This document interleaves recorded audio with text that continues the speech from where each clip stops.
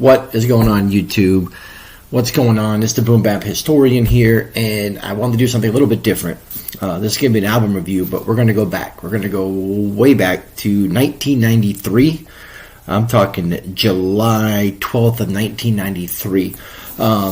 For those that don't know, I was born and raised in the Bay Area. Spent my life in the Bay Area for a short time. Went to Los Angeles, over the SoCal area, and lived.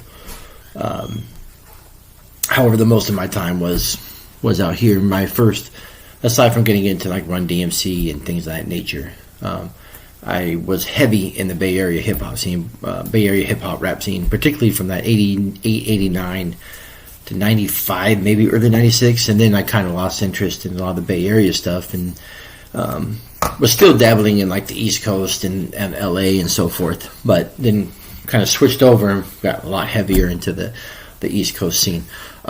But to me, there was a stretch in Bay Area rap that, to me, is the pinnacle of what the golden age or the golden era, of some might refer to, of hip hop. And I think the Bay Area is one that didn't get a lot of love, so to speak, because I think the language is a little bit different. You know, using stuff like mob music or mob style, or in maybe East Coast and even LA. I can tell you, my short time that I lived in LA for a year and a half, when I would bring a lot of these projects up there that I owned, not many, if any, did anybody up there recognize and know these. In this particular album, as I mentioned, released July 12th of 1993. I'm talking about the debut album from Mac Mall, Illegal Business.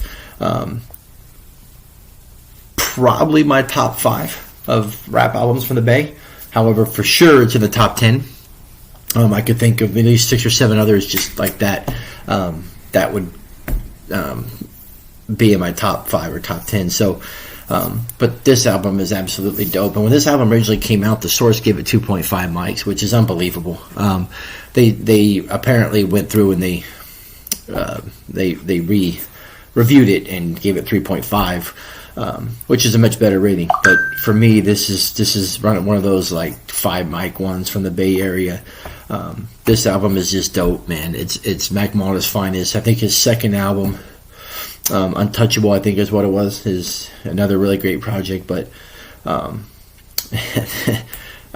if you're a Bay Area fan, you have to know this record. So I'm just going to jam through the song titles real quick.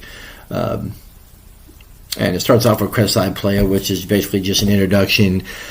Basically, if you remember, Mac Mall kind of started with the Young Black Brother Records, which was created from Mac Dre. The main in-house producer was Kyrie. You had the Mac, I think, was just prior to what Young Black Records became. And then you had artists like Ray Love, and I believe Young Lay kind of fell into that market there, and Young Lay kind of became huge because he was on, I believe, the New Jersey Drive soundtrack with All About My Fetty. But for this album here, so it starts off with Crestside Playa, but it goes into the banging opening track of Sick With This. I mean, Mall just goes nuts on this track. It's followed by another banger with It's All Good, just another really dope Bay Area classic track. Track 4 is super fresh. It's I Got to Have It. Maul just comes so dope with the way he flips the styles and the way he rhymes over this thing like a surfboard through water, man. It's just absolutely nuts. Maul is so cold on this record. It's amazing. The 5th track is Cold Sweat. Cold Sweat's really dope too because it shows you just how well Mac Mall could paint a picture, tell a story. This is a story track from beginning to end. It's absolutely dope. Nathan But Game as track 6, and then the super fresh Versatile follows at track 7, and then from there it goes in the Crack the Fody into Bank Heist. To Bank Heist, I'm not 100% sure, so I don't want to put that out there, but I think it might have something to do with the whole idea. I think originally they were looking at the Young Black Brother crew as if they were robbing banks. I think that kind of got mixed in there, like Romper Room. I believe that's where I kind of originated from, and I could be wrong. I've never actually spoken to anybody or Mac Mall about it, but and I could be wrong. It's not a storytelling track, but that's I wonder if it's kind of centered off the idea that these individuals were targeted for being suspects. I believe they're kind of at the Romper Room, which is essentially where the area they came out of from, which was Vallejo.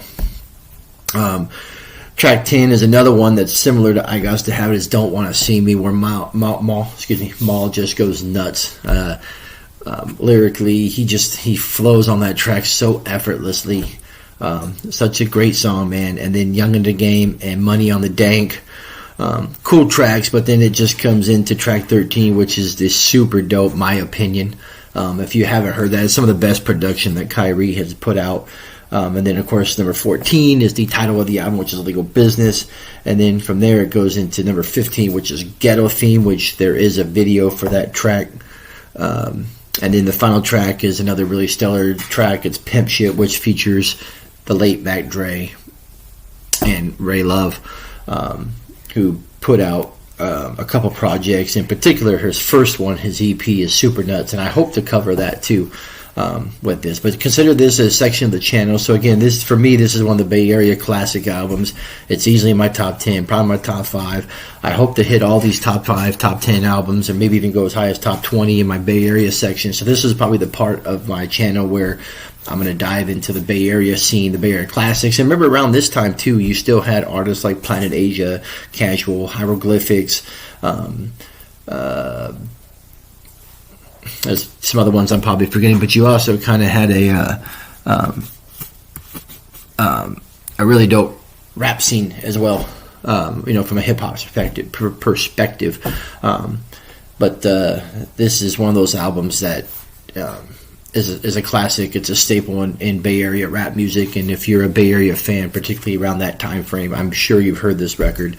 And I'm sure if you enjoy this little review and the shout out on this record, you're going to like the other ones, because I'm going to hit the some of my classics, or some of the classics from E40, Be Legit, Spice One, Ant Banks, X-Rated, Brother Than Chung. So I think you'll look forward to that. So this is a section of the channel where I'm pretty much going to dive into the Bay Area rap scene, and hit projects and try to round out my top 5, top 10, top 15, maybe even top 20 from that time frame. So you also have artists like NOH Mafia, RBL, JT the Bigger Figure, San Quinn, Master P for a short time, who I know New Orleans, but he really got it started out in Richmond early in his rap career. So stay tuned, more to come from the channel. Not only current releases, I have at least 10 or 15 I want to bang out today, but I want to kind of touch on this one and maybe a few others before I dive back into the current stuff. So stay tuned.